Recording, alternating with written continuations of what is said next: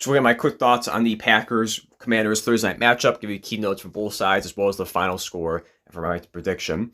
So look at the Washington Commanders, look at the rookie Krosky Mara. Is he going to have a game last week? 82 rushing yards and a touchdown. When you look at the Packers, what they did to Montgomery and Gibbs, 44 combined rushing yards. Is the rookie game going to be able to step up against this tough run defense for the Packers here, as well as tight end use?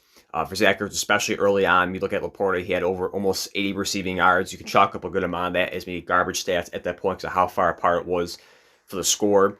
But still, try and get Zach Ertz early on in this game.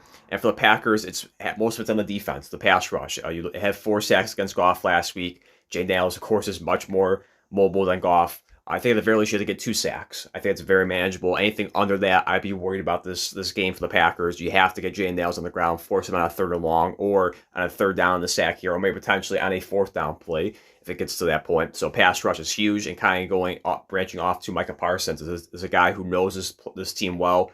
Has played them the last, in the division the last 4 years. Jane Daniels only last year in 2 games, but still he's familiar with this franchise, familiar with the team. He's gonna have to step up big in this one.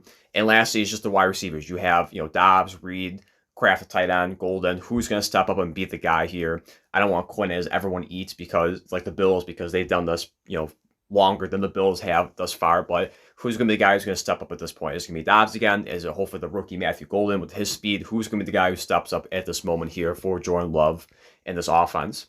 And then finally, my prediction. I don't agree with ESPN with the 59.2% for the Packers. I think it's a much closer game than they have there. I think it's, to me, it's very disrespectful. They have it 40% for the Commanders. I think it's a much closer game. Quarterback-wise, I favor Jay Daniels over Jordan Love, but I get overall team-wise, yes, it does favor the Packers here. I do have a close one. 27-23, the final score for the Packers. I have this one winning in here. Again, key is the defensive line, the pass rush. Are they going to be able to disrupt Jay Daniels? Are they going to get him on the ground? And also, too, for the running game. If they can shut that down like it did against the Lions and make the Commanders one-dimensional, it's going to be a huge factor. Again, 27-23, the Packers.